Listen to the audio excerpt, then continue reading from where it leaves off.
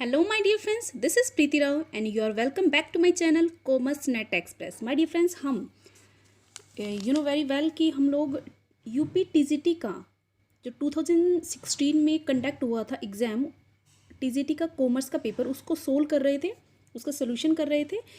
इसका first part already आ चुका है जिसमें हमने 1 to 60 क्वेश्चंस MCQs प्रैक्टिस किए थे। अब जो हमारा नेक्स्ट सेशन है, जो आज का सेशन है, वो 61 to 125 जो लास्ट के क्वेश्चंस रह गए हमारे ऑलमोस्ट 65 के आसपास, हम उनको आज सोल्व करेंगे। सो माय डियर फ्रेंड्स, अगर आपका भी सब्जेक्ट कॉमर्स है और आप भी प्रिपरेशन कर रहे हैं किसी भी टीचिंग एग्जाम की, चाहे वो सेंट्रल गवर्नमेंट का हो या फिर आपके स्टेट का कोई भी टीजीटी या पीजीटी का एग्जाम हो जिसका सब्जेक्ट हो कॉमर्स, तो आप मेरे चैनल से जुड़कर बेहतरीन से बेहतरीन तैयारी कर सकते हैं। सो माय डियर फ्रेंड्स, बिना किसी देरी के आज का सेशन स्टार्ट करते हैं। Let's get started. The very first question of this session is 61. As I told you कि हम 60 से अबव हम ऑलरेडी कर चुके हैं। आज का जो फर्स्ट है क्वेश्चन है वो 61 है। Okay, charter party is used.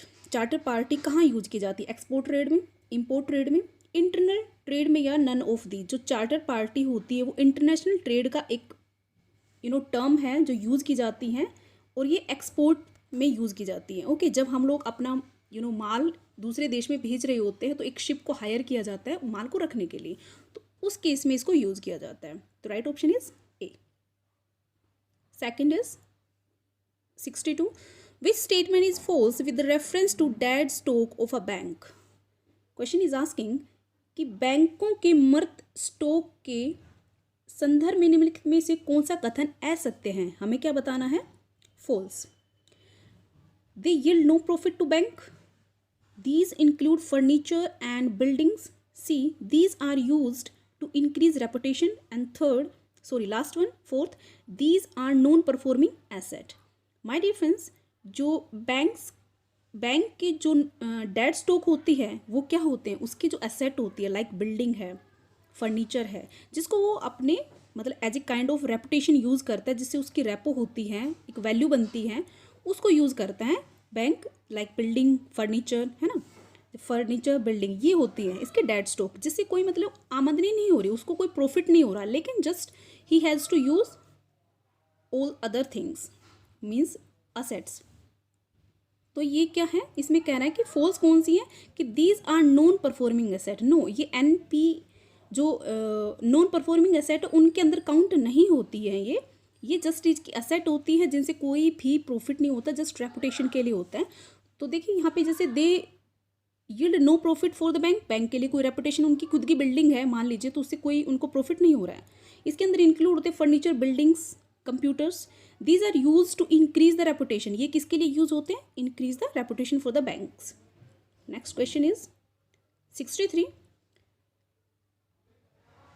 One of the problems of India's foreign trade. Question is asking कि ऐसा इनमें से कौन सा है जो इंडियन फॉरेन ट्रेड का एक कमी है, एक प्रॉब्लम है? Payment of imports in rupees, second increasing quantity of export, या फिर unfavourable term of trade.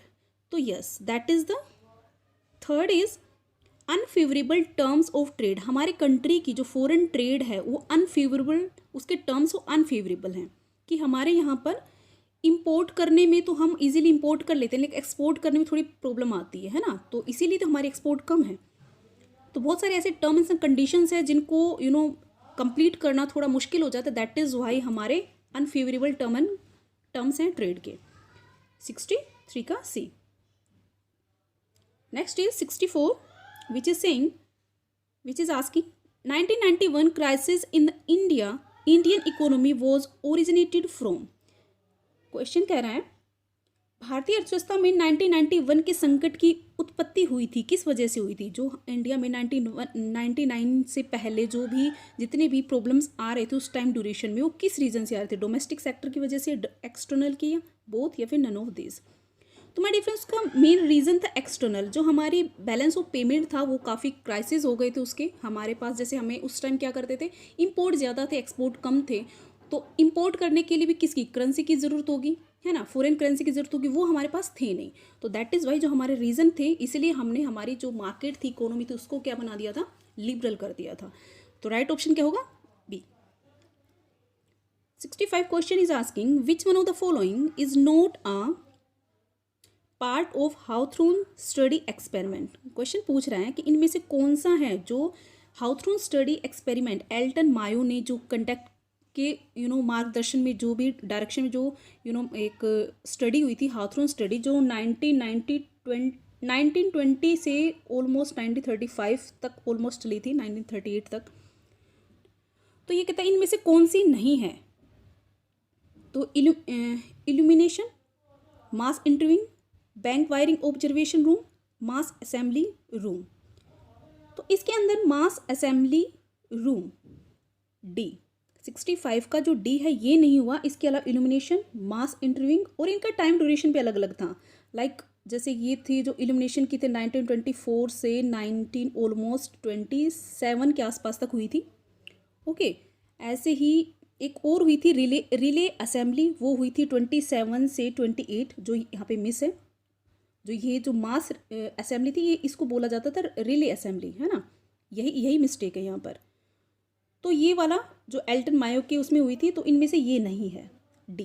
Right option is D. 66, next is 66, that is which one of the following is a relative measure of dispersion. Dispersion, देखिए इसमें जो dispersion है उसका कौन सा relative major नहीं है। एक एब्सोल्यूट होता है, एक रिलेटिव होता है, तो इसमें रिलेटिव पूछ रहा है। तो डिस्पर्जन में mean deviation, standard deviation, coefficient of variation, या नोट नहीं पूछ रहा, इज मतलब रिलेटिव मेजर कौन सा है ये पूछ रहा है ना, वेरिएंस। तो डिस्पर्जन का ये जो कोएफिशिएंट ऑफ वेरिएशन है, ये इसका relative major, which one of is relative measure of the dispersion, इसका रिलेटिव मेजर है। Okay, coefficient of variation means जो डिस्पर्जन है उसको मेजर किया जा सकता है कोएफिशिएंट वेरिएशन से। 67, with the help of ogive curves we can estimate. जो हमारी ओगिव कर्व्स होती हैं इकोनॉमिक्स में, उसे हम क्या एस्टिमेट कर सकते हैं। 67 is arithmetic means mode, median, all of the above. तो इससे क्या होता है हमारा difference, C, median. Cash withdrawn by the proprietor for his personal use should be debited to. Question is asking जो कैश विड्रॉ किया जाता है प्रोप्राइटर के थ्रू, तो उसमें क्या डेबिट होता है, sale account, capital account, drawing account, या फिर DBNC। तो इस पर डिपेंड करता है कि वो P&L मतलब प्रॉफिट एंड लॉस का जो अमाउंट निकाल रहा है उसमें से निकाल रहा है, मतलब रेवेन्यू से निकाल रहा है, कैपिटल का पैसा निकाल रहा है, वो उसके ऊपर डिपेंड करता है। अगर वो P&L से निकाल रहा है तो उसका ड्रॉइंग डेबिट कर देंगे। अगर वो कैपिटल से निकाल रहा है तो हम कैपिटल को क्या कर देंगे, डेबिट कर देंगे। तो राइट ऑप्शन क्या होगा हमारा, D. Nearness of a near money depend on. जो हमारी मनी मतलब जो हमारी मनी जो नियरनेस होती है वो किस पर डिपेंड करती है, किसके ऊपर, लेगलिटी, वैधता पे, प्रॉफिटेबिलिटी, लाभदायकता पे, या वैलिडिटी या लिक्विडिटी। नियर का मतलब कोई हमारे पास असेट है, हम उसको कितनी जल्दी से जल्दी, कितने कम से कम टाइम में हम उसको लिक्विड फॉर्म में कन्वर्ट कर सकते हैं, वो हमारी क्या होती है, नियरनेस ऑफ मनी। तो उसमें क्या होगा, D. Right option is D. Question 70 is asking a cash discount received is entered on 3 column book. Cash book, जो हमारे 3 कॉलम कैश बुक होता है जिसके अंदर डिस्काउंट, कैश और हमारे बैंक कॉलम इसमें यूज़ किया जाता है। तो इसमें कहते हैं जो अगर हमें कैश डिस्काउंट रिसीव होगा तो कहाँ पे एंट्री, 3 कॉलम बुक में कहाँ पे होगी इसकी एंट्री। तो राइट ऑप्शन क्या होगा इसका, ओके, डेबिट साइड में, क्रेडिट साइड में नो एंट्री इज मेड या रिटर्न एज अ नोट। तो राइट ऑप्शन क्या होगा, 70 का बी, क्रेडिट साइड में यूज़ किया जाता है इसको, मतलब एंट्री की जाती है इसकी। विच one of the following statement is not true. Question is asking कि इन जो स्टेटमेंट दे रखे इनमें से कौन सी स्टेटमेंट है जो ट्रू नहीं है। तो हमें ये पता करना है। इसमें जो राइट ऑप्शन क्या होगा, डी। लेकिन आंसर हमें देखने कौन कौन सी स्टेटमेंट है सही है in the absence of partnership deed profit and loss is distributed among partners in equal ratio. Yes, अगर हम जानते हैं कि अगर पार्टनरशिप डीड नहीं है तो उसमें क्या होता है, उस केस के अंदर जो प्रॉफिट आएगा, चाहे किसी ने कितना भी कैपिटल लगाया है, इक्वल रेशो में वो डिस्ट्रीब्यूट होता है profit. Minor partners can get his share of profit. Yes, India में ये वैध है कि माइनर अपना जो शेयर है उसको मिल जाता है प्रॉफिट का। C the relation between the partners are created through deed. ऐसा है नहीं, लेकिन हाँ फिर भी रिलेशंस एक मतलब बनाया जा सकता है, लेकिन ये थोड़ा रॉन्ग है क्योंकि registration of the partnership is compulsory. India में पार्टनरशिप क्रिएशन करने के लिए कंपलसरी नहीं है, मतलब वर्बली भी ये पार्टनर्स हो सकते हैं। ओके, तो रॉन्ग हमारा क्या होगा, फॉल्स क्या है हमारा, D statement. Now question number 72, one of the following is feature of perfect structure market structure. जो हमारा परफेक्ट मार्केट स्ट्रक्चर होता है उसका एक कौन सा फीचर है, entry barriers, independence, absence of selling cost या फिर नॉन प्राइस कंपटीशन। तो इसमें क्या है, एब्सेंस ऑफ सेलिंग कॉस्ट, इसके अंदर सेलिंग कॉस्ट एब्सेंट रहती है परफेक्ट मार्केट में। Okay, next is 73, McGregor has propounded. जो मैकग्रेगर थे उन्होंने थ्योरी दी थी, इनमें से कौन सी है, X theory, Y theory, motivation theory है ये, एक्स एंड वाई या फिर नन ऑफ दीज। मैकग्रेगर किसके लिए फेमस है, उन्होंने फर्स्ट दी थी एक्स, उसके बाद दी थी Y theory. 74, which one of the following statement is not true. Question is asking कि इनमें से कौन से स्टेटमेंट ट्रू नहीं है, नोट। 74 के according the job of book keeping is analytical in nature. क्या जो हम बुक कीपिंग करते हैं वो एनालिटिकल नेचर होता है। देखिए हमारा मेन पर्पज तो क्या होता है इसके अंदर, हम उसको क्या करते हैं, एक तरह से रिकॉर्डिंग करते हैं जस्ट, है ना। बुक कीपिंग हम क्यों किया जाता है, ये क्लैरिकल वर्क होता है जिसके अंदर जो क्लर्क होता है वो अपना जितनी भी ट्रांजैक्शन होती हैं डेली में वो उनको रिकॉर्ड करता है, वो उसका उतना ही काम होता है। एनालिटिकल के लिए P&L अकाउंट वगैरह बनाया जाता है, बैलेंस शीट बनाई जाती है ना, तो ये तो इसका काम नहीं है, तो यही रॉन्ग है। इसके अलावा सब सही है, रीड आउट कर लीजिएगा। 75 question is asking demand for furniture is अगर मान लीजिए कोई फर्नीचर है उसकी डिमांड है तो उस डिमांड को क्या कहेंगे, कंज्यूमर डिमांड कहेंगे, ड्यूरेबल डिमांड कहेंगे, प्रोड्यूसर डिमांड कहेंगे या फिर A एंड B। तो देखिए ये फर्नीचर हम किस में कंसीडर करते हैं, फर्नीचर एक हमारा फिनिश्ड गुड है, राइट। तो एक कंज्यूमर है वो भी अपने लिए कंज्यूम करने के लिए, हाउस होल्ड है वो भी लेकर जा सकता है, बाय कर सकता है। ड्यूरेबल ये ड्यूरेबल भी होती हैं कि भाई लॉन्ग टाइम तक चलती हैं, तो दोनों ही डिमांड है इसकी। हम कोई भी डिमांड हो सकती है, हमारे फर्नीचर लेके आ रहे हैं क्योंकि घर में हमें ज़रूरत है, वो उनकी ड्यूरेबिलिटी है, राइट। और कंज्यूमर डिमांड भी होती है, लेकिन प्रोड्यूसर डिमांड नहीं कह सकते यहाँ पे, क्योंकि प्रोड्यूसर डिमांड कौन सी होती है, जो एक के लिए इनपुट है दूसरे के लिए आउटपुट है ना। तो ये प्रोड्यूस नहीं हो रहे यहाँ पे, ये रॉ मटेरियल नहीं है भाई। जैसे टिम्बर वगैरह होते हैं वो रॉ मटेरियल होता है भाई, इसको फर्नीचर में कन्वर्ट किया जाता है, लेकिन प्रोड्यूसर डिमांड नहीं है यहाँ पर, ये सिर्फ A एंड B मतलब D है, यहाँ पे फिनिश्ड गुड है ये। 76 after re issue of forfeited share balance of share forfeiture account is transfer to. जब कंपनी है, मान लें कहीं से एक शेयर होल्डर था, उसे पैसे नहीं मिल रहे, कॉल करी और उनसे पेमेंट नहीं आई, तो उसके शेयर्स को क्या किया जाता है, फॉरफिट कर दिया जाता है। तो कह रहे री इशू करने के बाद भी अगर फॉरफिचर अकाउंट में बैलेंस रह जाता है तो वो कहाँ जाता है, तो माय डियर फ्रेंड्स कहाँ जाता है, कैपिटल रिजर्व अकाउंट में। Okay. 77 which one of the following statement is not true. Not true पूछ रहा है, इनमें से कौन सी स्टेटमेंट है जो नॉट ट्रू है, मतलब जो ट्रू नहीं है, मतलब 3 स्टेटमेंट वो करेक्ट है और एक रॉन्ग है। तो फर्स्ट देखते हैं, the object of trial balance is to test the accuracy of the books. जो हम ट्रायल बैलेंस बनाते हैं तो उसका हमारा ऑब्जेक्ट होता है उसके पीछे एक्यूरेसी ऑफ बुक। देखिए एक्यूरेसी ऑफ बुक्स अगर हम मान लीजिए हमारा एग्री भी कर जाता है तो ट्रायल बैलेंस, तो उसके भी इंश्योर नहीं होते हम कि वो पूरी तरह से एक्यूरेट है ना। कुछ ऐसी चीज़ें होती हैं जो ट्रायल बैलेंस शो नहीं कर पाता है और एग्री भी हो जाता है, तो हम ये कह सकते हैं ये बिल्कुल रॉन्ग है ना।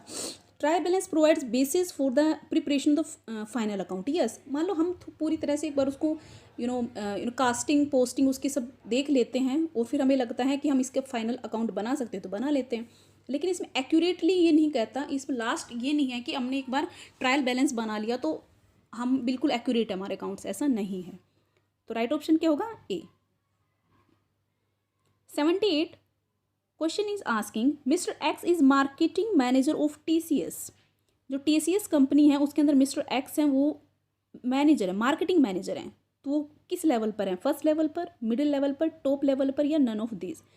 देखिए, जो टॉप लेवल पे तो पॉलिसी बनाते हैं, उसके बाद दूसरे भी आते हैं, मतलब एक तो मार्केटिंग मैनेजर उसके डाउन होता है, मतलब टॉप लेवल जो CEOs वगैरह होते हैं, उसके बाद मैनेजर आता है, उसके बाद सब डिवाइड हो जाते हैं, क्योंकि जो मिडिल लेवल है वो रिपोर्ट करता है मैनेजर को। तो ये किस में आता है? मार्केटिंग मैनेजर किस में आएगा? मिडिल लेवल मैनेजर में। 79 MS stationery mart will debit the purchase of stationery. कोई MS स्टेशनरी मार्ट थी, उसने डेबिट करेगा किससे करेगा? परचेज ऑफ स्टेशनरी, उसने परचेज किया स्टेशनरी, तो किसको डेबिट करेगा? जर्नल एक्सपेंस को, परचेज को, स्टेशनरी को, या फिर नन ऑफ द अबव? देखो, जब मार्ट की बात करते ऑब्वियस सी बात है, ये कोई शॉप है ना, ये रीसेल मतलब रीसेल के लिए परचेज करने लग रहा है, तो हमारा क्या आएगा? जो परचेज अकाउंट है वही डेबिट होगा। ओके, रीसेल के लिए ये परचेज कर रहा है, तो इसके लिए क्या होगी? ये गुड्स है, तो क्या हो गया? परचेज अकाउंट डेबिट होगा। Question 8 is asking the main objective of book keeping is. हमारे मेन ऑब्जेक्टिव क्या है बुक कीपिंग का? हिंदी में भी इधर देख लीजिएगा, मैं हिंदी में थोड़ा ध्यान दे रही हूँ कि भाई जो हिंदी वाले हिंदी देख लीजिए, ठीक है। क्वेश्चन 8 इज आस्किंग कि इनमें से मेन ऑब्जेक्टिव क्या है बुक कीपिंग का, बताइए। हाँ, okay. Find out the profit and loss. Book keeping से हम प्रॉफिट एंड लॉस नहीं मेजर करते हैं, इसमें फाइंड आउट नहीं करते हैं, क्योंकि ये तो सिर्फ रिकॉर्डिंग के लिए होता है। तो बी आंसर इज करेक्ट है, keep correct and complete record of business transaction. Book keeping का काम क्या होता है? कंप्लीट एंड करेक्ट ऑर्डर में ट्रांजैक्शंस को रखना। क्वेश्चन 81 देखिए यहाँ पर, revenue from the sale of products ordinary is reported as part of earning in the period in which. Question is saying कि जो रेवेन्यू होती है, हमने कोई सेल की प्रोडक्ट की, उसके रेवेन्यू कब हम कंसीडर करेंगे, किस पीरियड में? The sale is made, cash is collected, order is received, या द चेक इज रिसीव्ड। देखिए, जब सेल हो गई, जब सेल हो जाती है तभी उसको कंसीडर किया जाता है, उसके रेवेन्यू को, चाहे आपको पैसा मिला हो या नहीं। आपने एक्रूअल कॉन्सेप्ट पढ़ा होगा, प्रिंसिपल जो हमारा है अकाउंटिंग का, उसके अंदर यही है। जो हमारे एक्सपेंसेस होंगे वो भी जब भी कंसीडर किए जाएंगे जब वो एक्चुअल में इनकर होंगे, और ऐसे ही जो सेल होगी उसको भी तभी कंसीडर किया जाएगा जब वो सेल हो जाएगा, मतलब आपका पोजीशन प्रोडक्ट का जा चुका है कस्टमर के पास, है ना। तो क्या होगा? जब एक्चुअली सेल होती है तभी, उसमें मैटर नहीं करता आपको कैश मिला, हो सकता है आपने क्रेडिट पे सेल किया हो, तो उसमें मैटर नहीं करता। जब आपकी सेल हो जाती है तभी आपका रेवेन्यू कंसीडर, मतलब एंट्री हो जाती है उसकी। 82 question is asking which one of the following is a feature of monopolistic competition. इनमें से मोनोपोलिस्टिक कॉम्पिटिशन का कौन सा फीचर है? Heavy advertisement, non price competition, interdependent firms, या फिर डी है प्राइस कॉम्पिटिशन। 82 बी, जो हमारा बी है नॉन प्राइस कॉम्पिटिशन। इसमें नॉन प्राइस कॉम्पिटिशन कैसे होता है? इसके अंदर देखो, जो हमारी मोनोपोलिस्टिक कॉम्पिटिशन होता है, एक्चुअली इसके अंदर डिपेंड करता है हम लोग, चलो मैं एग्जांपल देती हूँ, जैसे सोप का है, सोप की बहुत सारी कंपनीज हैं, है ना। तो आप लोग उसकी प्राइस को देखकर नहीं लेते, आप उसकी क्वालिटी को, उसकी हो सकता है आप ये नहीं देखते कि ये 17 रुपीज़ का आ रहा है, ये 15 का आ रहा है, या 10 का। आप उसकी नॉन प्राइस रिलेटेड होते हैं, आप उसकी क्वालिटी मेजर करके लेते हो कि इसकी क्वालिटी कितनी है, लेक्स की अच्छी है, सिंथोल की अच्छी है, या फिर कोई अदर आपको निरमा की अच्छी लगती है, कोई भी XYZ आपको अच्छी लगती है, वो आप लेते हो, क्वालिटी देखते हो, नाम देखते हो कंपनी का, है ना। आप सिर्फ प्राइस नहीं देखते हो, आप ये नहीं कहते भाई ये 17 के, ये 18 के, मुझे 17 वाली दे दो, 18 की नहीं चाहिए, नहीं। आप प्रेफरेंस उसकी क्वालिटी के ऊपर करते हो। तो ये नॉन प्राइस कंपटीशन होता है। फाइन, क्या होता है? Non price competition. और जो देखिए मोनोपोलिस्टिक कंपटीशन होता है, ये एक्चुअली होता क्या है? जो हमारा मोनोपोलिस्टिक कंपटीशन होता है, ये मोनोपोली मोनोपोली जो हमारा मार्केट स्ट्रक्चर है और परफेक्ट कंपटीशन है, इन दोनों के जो बीच का जो होता है ना, उसको मोनोपोलिस्टिक कंपटीशन बोलते हैं। मतलब इसके भी कुछ कंडीशंस और रूल्स इसके अंदर होते हैं और इसके भी कुछ कंडीशंस और रूल्स इसके अंदर अप्लाई होते हैं, तो ये मोनोपोलिस्टिक कंपटीशन आ जाता है। क्योंकि कोई भी मार्केट स्ट्रक्चर है, जो मार्केट है, वो ना तो परफेक्टली कंपटीशन में हो और ना परफेक्ट कंपटीशन है और ना ही परफेक्ट मोनोपोलिस्टिक है। तो वो बीच का जो आता है वो क्या होता है, मोनोपोलिस्टिक कंपटीशन। चाहिए जैसे आप सब्जी लेने जाते हो, दुनिया भर के बैठे रहते हैं, आपको जो अच्छी लगती है आप वहाँ से ले लेते हो, उठा लेते हो, है ना, इस तरह से। Okay 83 break even analysis is also known as, जो हमारा ब्रेक इवन एनालिसिस है उसको और किस नाम से जाना जाता है, cost volume profit analysis, cost benefit analysis, incremental analysis या नन ऑफ दीज। तो राइट ऑप्शन क्या होगा माय डिफरेंस, जो ब्रेक इवन पॉइंट क्या होता है, वो पॉइंट जहाँ पे हमारा ना ही प्रॉफिट हो रहा है ना ही लॉस हो रहा है ना। हम एक ऐसा पॉइंट होता है हमारी प्रोडक्शन का जहाँ पे हम ये कहते हैं इससे ऊपर अगर हम सेल करते हैं तो मार्जिन मिलता है, हमें प्रॉफिट मिलता है, लेकिन इससे नीचे जैसे ही आएंगे इस पॉइंट से, उससे क्या होगा, हमें लॉस होगा। तो ब्रेक इवन पॉइंट जो होता है वो होता है कॉस्ट वॉल्यूम प्रॉफिट एनालिसिस। यहाँ पे हम अपनी कॉस्ट और प्रॉफिट को एनालाइज करते हैं, ठीक है, किस वॉल्यूम पर हमें बेनिफिट होगा, मतलब ये किस वॉल्यूम पर हम प्रॉफिट ले रहे हैं, किसके नीचे जाएंगे अगर हम सेल डाउन करते हैं तो लॉस होगा, किसी ऊपर जाएंगे तो हमें मार्जिन मिलेगा। तो ये कौन सा होगा, A. Question 82 a bit longer. देखिए ये हाँ 84 क्वेश्चन जो हैं वो थोड़े से इसमें झोल हैं, क्योंकि इसमें सभी एग्री कर रहे हैं ये। विच know the following error affect the trial balance, मतलब ये सारे ही अफेक्ट कर रहे हैं। तो इसमें थोड़ा मुझे डाउट है, मैं कुछ कह नहीं सकती इसके बारे में, मैंने सारे रीड आउट किए थे, आप एक बार देख लीजिएगा, मुझे इसमें कोई भी ऐसा नहीं मिला। विच one of the following error affect the trial balance, मुझे इसमें ऐसा कोई मिला नहीं, ठीक है। चलिए, क्योंकि सारे ही अफेक्ट कर रहे हैं। Okay question 85 if credit side of the bank account is greater than debit side of, अगर मान लीजिए क्वेश्चन इज सेइंग कि जो बैंक अकाउंट का क्रेडिट साइड है वो ग्रेटर है डेबिट से, तो क्या इंडिकेट करता है ये, bank overdraft, cash at bank, bank balance या करंट एसेट। तो राइट ऑप्शन इसका क्या होगा my difference, A bank overdraft, कि आपने पैसे आपके अकाउंट में कम पैसे थे, आपने ज़्यादा निकाल लिए, है ना, तो वो क्या होगा आपका bank overdraft. Question 86 sale of furniture by a furniture dealer for the cash is debited to, एक सेलर है, फर्नीचर सेल करता है, वो डीलर है और उसने उस कैश में सेल किया, तो किसको डेबिट करेंगे आप, कैश अकाउंट को, सेल अकाउंट को, फर्नीचर अकाउंट के, नन ऑफ द अबव। तो सिंपल सी बात, हम सेल करते हैं तो हमारे पास कैश आता है, कैश क्या होता है हमारा, एसेट होता है, एसेट अगर एसेट इंक्रीज होता है तो उसका नेचर क्या होता है, डेबिट साइड में जाता है। तो राइट ऑप्शन क्या होगा, ए।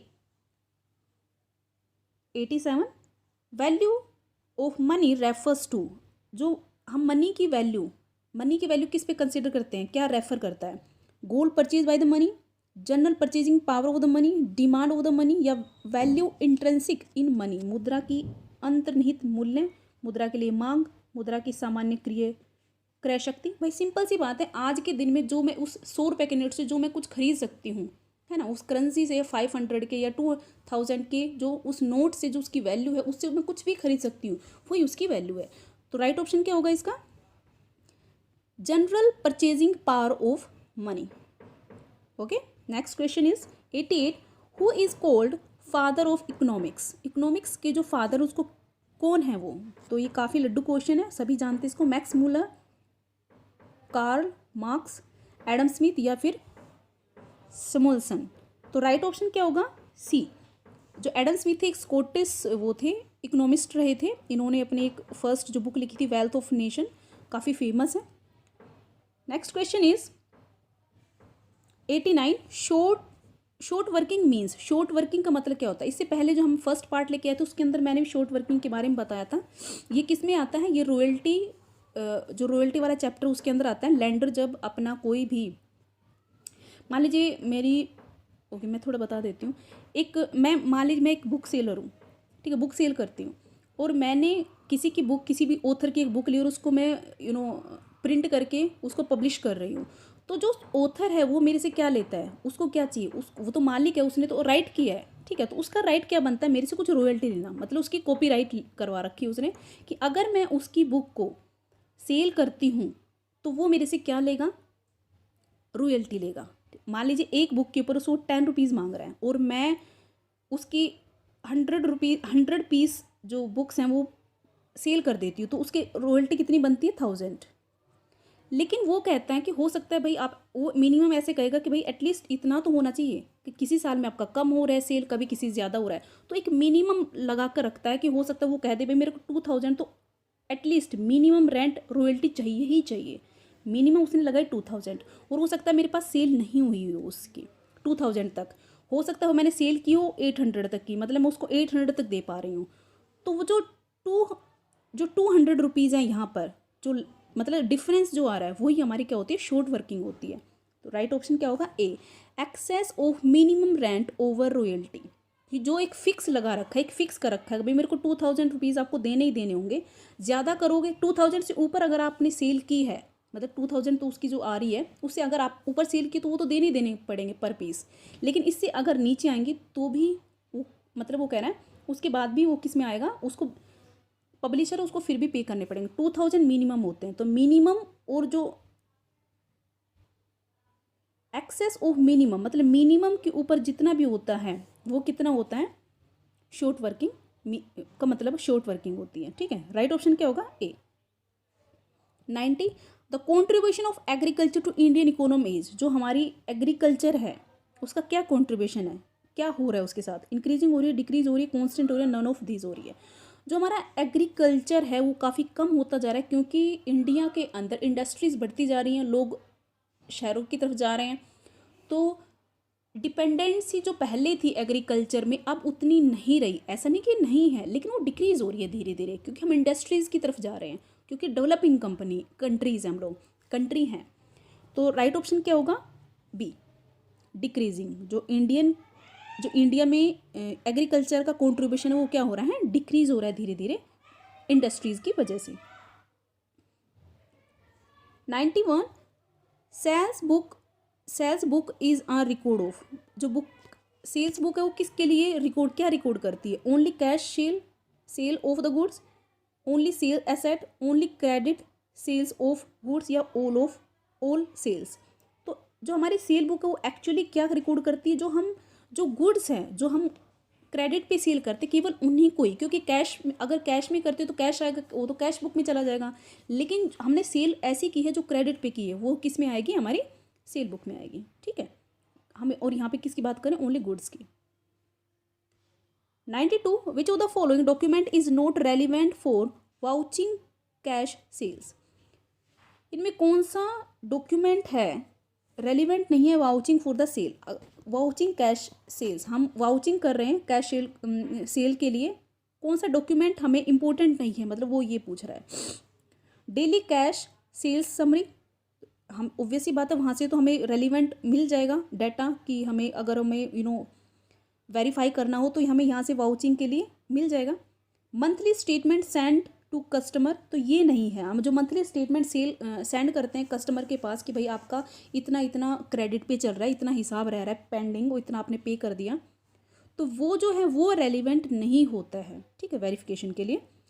सेल्समैन स्टेटमेंट, बैंक स्टेटमेंट, ये बता सकती है अगर आपके बैंक में कुछ पैसा आया है गया है, जो ट्रांजैक्शन होती है वहाँ से भी आपको जो ऑथेंटिक होती है रेलिवेंट डाटा मिल सकता है, लेकिन मतलब डॉक्यूमेंट, लेकिन यहाँ से ये नहीं मिल सकता, बी से।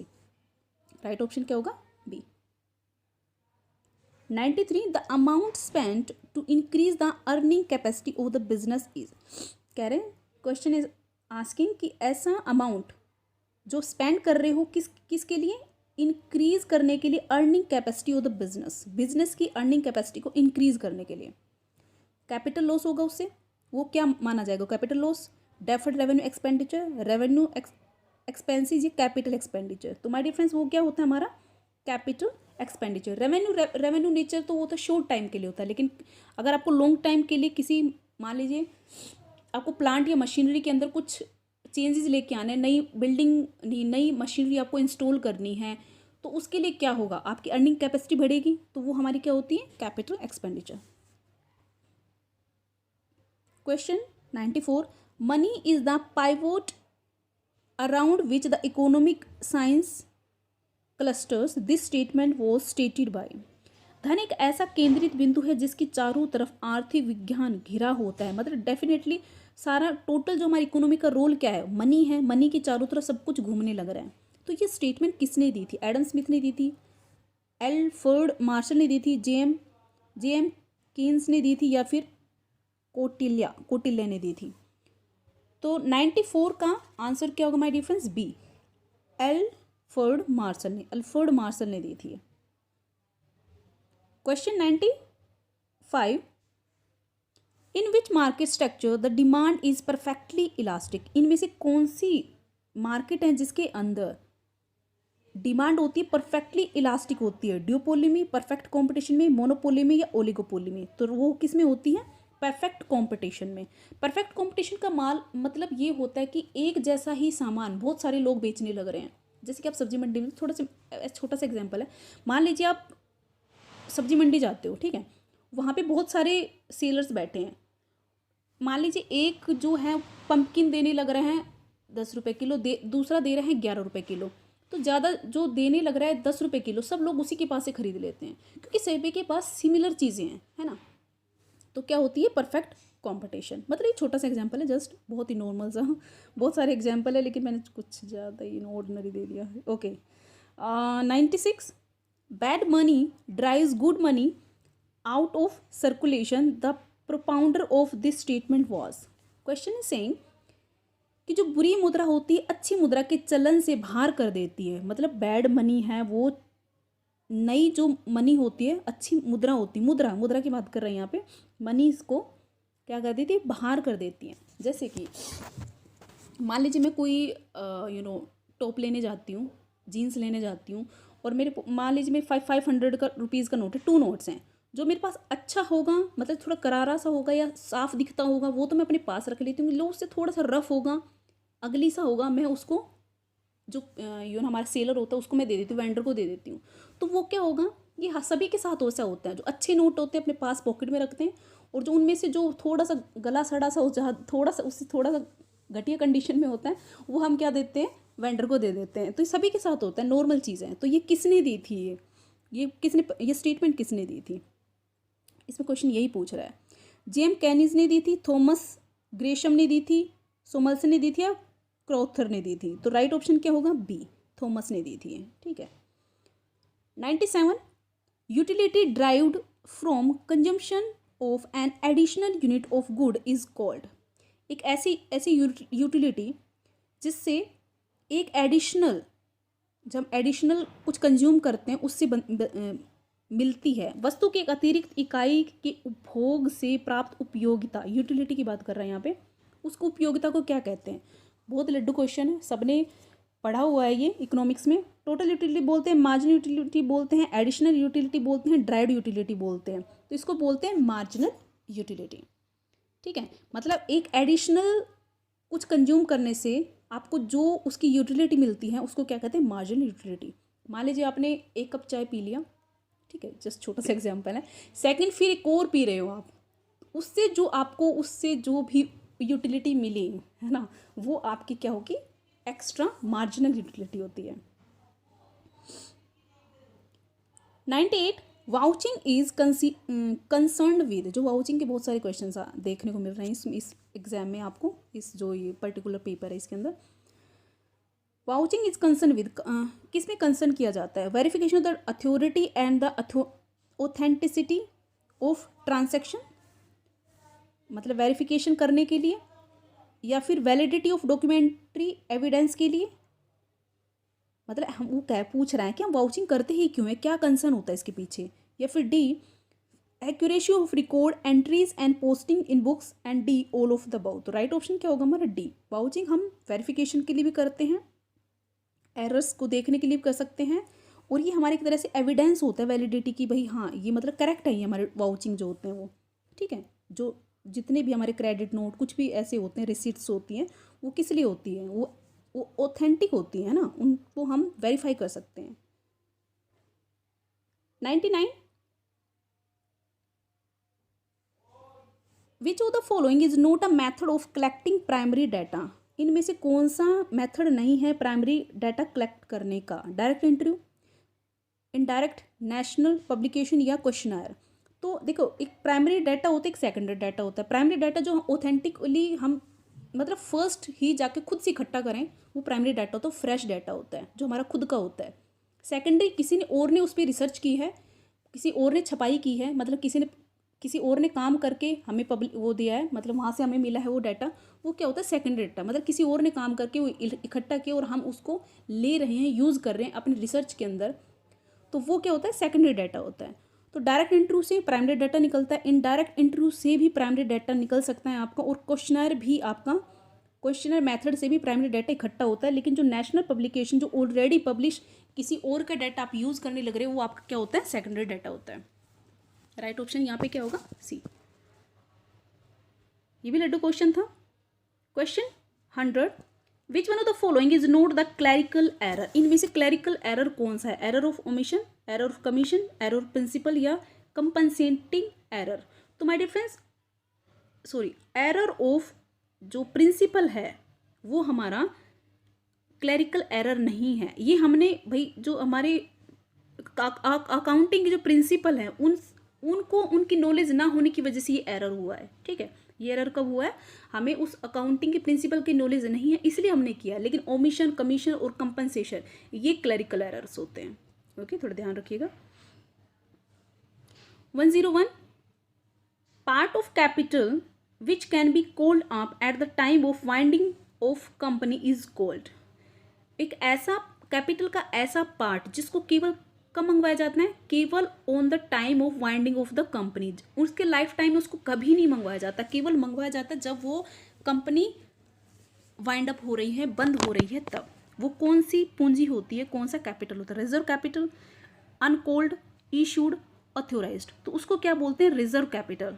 ओके, एक कैपिटल रिजर्व होता है, एक रिजर्व कैपिटल होता है। रिजर्व कैपिटल वो होता है जिसको ऑलरेडी हमारा सेफ रखा है, किसके पास? इन्वेस्टर्स हैं, उन्हीं के पास है, वो मंगवाया ही नहीं है। वो केवल कब मंगवाएंगे? Only on the winding of the company, on the time of the winding of the company. Okay. 102, Latin word audire means. जो हमारा लेटिन वर्ड है एक ओडियर, उसका मतलब क्या होता है? To adjust, to dare, to hair या टू हियर। तो उसका मतलब होता है C, to hear. Question 103, which is not the objective of auditing. Auditing का क्या ऑब्जेक्टिव नहीं है? Recording of original entry. Auditing का मतलब ओरिजिनल एंट्री काम ये नहीं है, वो तो बुक कीपर जो क्लैरिकल स्टाफ है वो करता है। तो इसका यही नहीं है, ठीक, ऑब्जेक्टिव ये नहीं है। लेकिन इसका और क्या क्या है? Detection of frauds, detection of errors और verification of the financial statements. ये ऑडिटर का काम होता है, ऑडिटिंग करता है तब। Question 104, in a company internal auditor is appointed by. एक कंपनी के अंदर जो इंटरनल ऑडिटर है कौन अपॉइंट करता है? देखिए, एक तो ऑडिटर होता है जो मेन ऑडिटर होता है, लेकिन इंटरनल कंपनी भी अपना खुद का एक इंटरनल ऑडिटर रखता है कि भाई कोई मिस्टेक ना हो, क्योंकि बड़ा ऑडिटर है वो भी तो देखेगा। उससे पहले वो ही अपने इंटरनल ऑडिटर से वेरिफिकेशन करा लेते कि कोई मिस्टेक ना मिले, कोई फ्रॉड ना मिले, कोई प्रॉब्लम ना हो क्रिएट। तो उसको जो इंटरनल ऑडिटर होता है उसको कौन अपॉइंट करता है? तो कौन करेगा मेरे फ्रेंड्स? उसको डेफिनेटली उसको बोर्ड ऑफ डायरेक्टर करेंगे, खुद की कंपनी का है तो बोर्ड ऑफ डायरेक्टर के ही हाथ में होता है इंटरनल ऑडिटर को अपॉइंट करना। सो माय डियर फ्रेंड्स, काफ़ी अच्छी क्वेश्चंस हैं ये, और बेसिक क्वेश्चंस हैं टीजीटी के। और आप अगर प्रिपरेशन कर रहे हो किसी भी एग्ज़ाम की, अब जैसे कि आपका यूपी का टीजीटी के एग्ज़ाम निकले हुए हैं, मतलब फॉर्म निकले हुए हैं, सभी फिल कर रहे होंगे जिन्होंने करना है वो, तो ये काफ़ी अच्छे क्वेश्चंस हैं। और इस तरह के क्वेश्चन आप एनालाइज कर सकते हो कि इस तरह के क्वेश्चन फ्रेम कर रहे हैं, किए जा रहे हैं यूपी के एग्ज़ाम में टीजीटी के लिए। तो ये काफ़ी अच्छी है, आपके लिए प्रैक्टिस भी हो जाएगी, आप एनालाइज भी कर पाएंगे किस तरह के क्वेश्चंस आपको देखने को मिलेंगे। सो माय डियर फ्रेंड्स, चलिए आगे चलते हैं। और इसके अलावा जितनी भी प्लेलिस्ट हैं आप मेरी वो एक बार फॉलो कर लोगे तो आपको काफ़ी बेनिफिट मिलेगा। MCQs के साथ साथ मैंने कॉन्सेप्ट को भी क्लियर करने की कोशिश की है, क्योंकि छोटे छोटे मैंने पार्ट्स में बना रखी हैं। ये काफ़ी बड़ी हो जाती है, जैसे 65 क्वेश्चंस MCQ सोल्व करना, एक एक बताने की, छोटी टर्म बताना थोड़ा मुश्किल हो जाता है, काफ़ी लंबी वीडियोज़ बन जाती है, थोड़ा मुश्किल होता है। लेकिन हमने जो इसके पार्ट करके बना रखे उसमें आप जाकर देखेंगे तो एक एक टर्म को बहुत अच्छे से समझा रखा है, ठीक है। तो वहाँ से आप फॉलो कर सकते हो अगर आप प्रिपरेशन कर रहे हैं तो। Next question is 105 under royalty account if there is strike for a certain period then. जब रॉयल्टी अकाउंट बनाया जाता है इसमें पहले से एक कंडीशन होती है कि अब इन केस ऐसा टाइम आता है जब स्ट्राइक हो जाए, उस केस में क्या किया जाएगा। Royalty is reduced proportionately, short working is reduced proportionately, C minimum rent is reduced proportionately. तो जो उसने मिनिमम रेंट ऑलरेडी फिक्स कर रखा है उसको क्या किया जाता है, रिड्यूस कर दिया जाता है, ठीक है। मतलब ये पहले से ही कंडीशन होती है कि इन केस ऐसा टाइम आ जाता है कि भाई स्ट्राइक चल रही है और माल सेल नहीं हो रहा है, जैसे माइनिंग के केस में होता है या किसी और केस में होता है, टेक्नोलॉजी के केस में होता है, आप किसी का सॉफ्टवेयर यूज़ करने लग रहे हो और स्ट्राइक आ जाए इन केस किसी टाइम, 1 महीने के लिए, 2 महीने के लिए, 3 महीने के लिए, 15 दिन के लिए, तो उसमें क्या कहते हैं कि वो ऑलरेडी कंडीशन लगा के चलते हैं कि भाई इन केस ऐसे कोई टाइम आ जाता है तो हम जो मिनिमम रेंट है उसको क्या कर देंगे, रिड्यूस कर दिया जाएगा। Okay.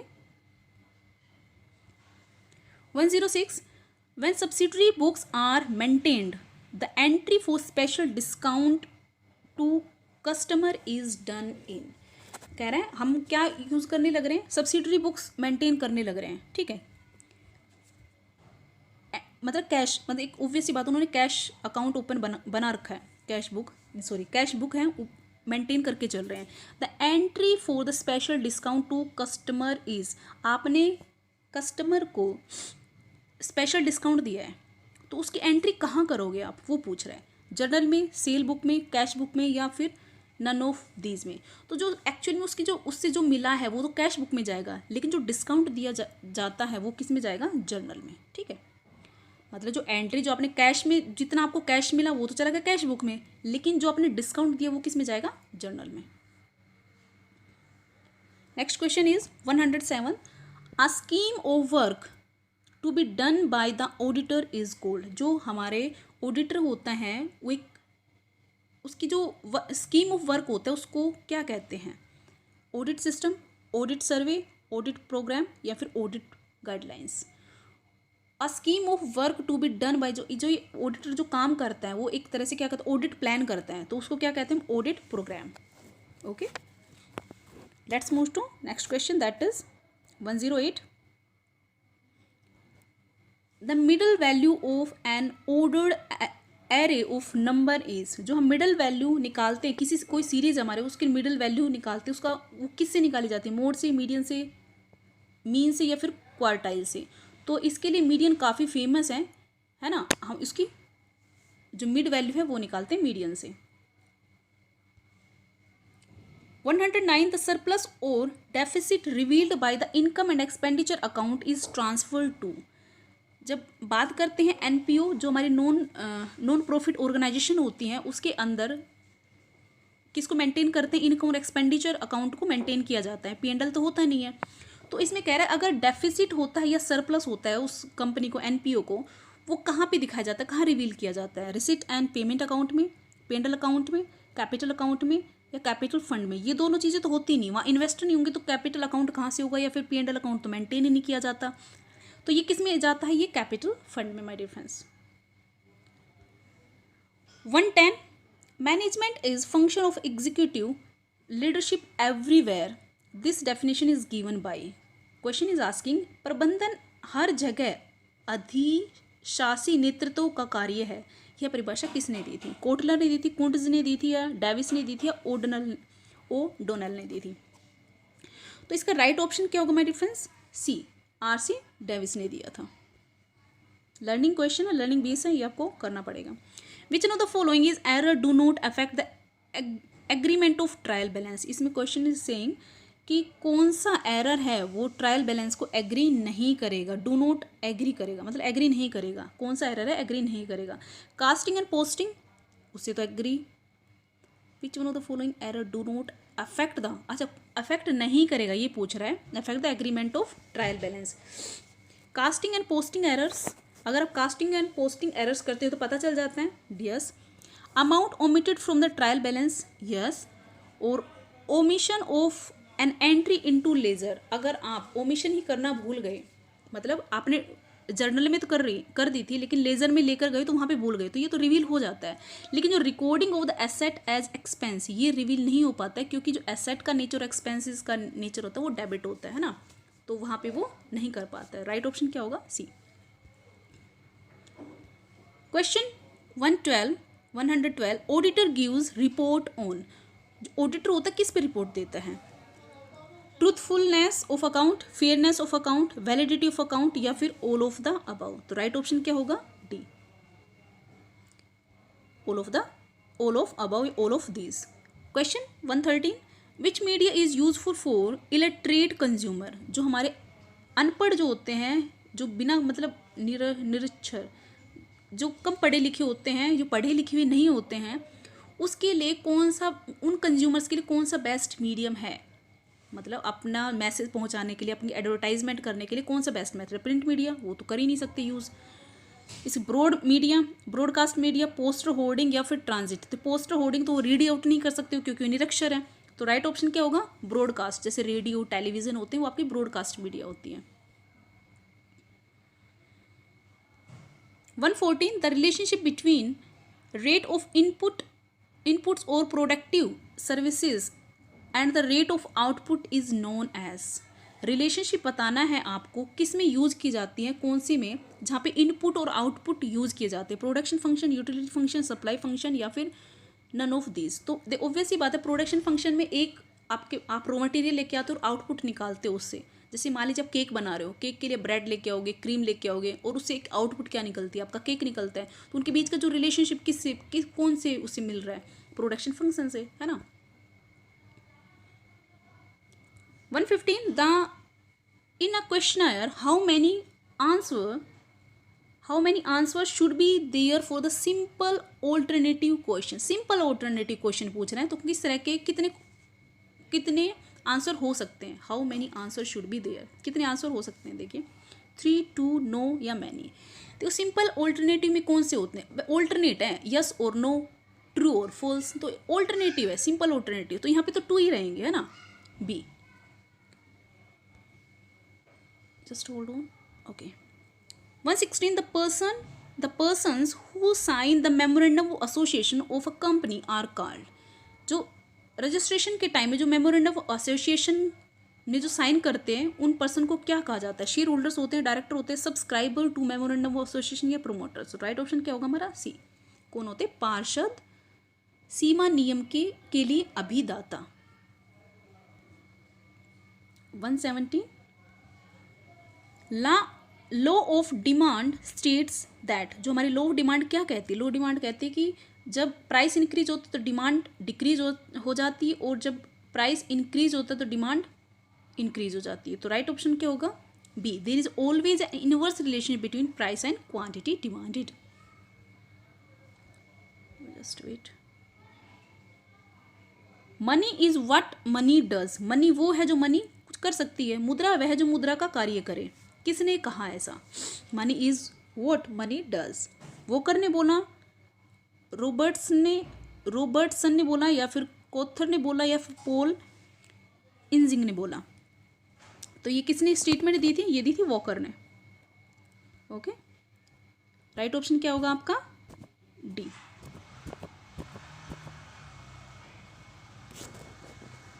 Something happened. Money is what money does, ये आपकी वॉकर ने दी थी। Okay, next question is 119 the purpose of ledger is to, जो हमारा लेजर बनाते हैं उसका पर्पज क्या होता है? Classify the transaction, grouping of the transactions, find the balance in each account.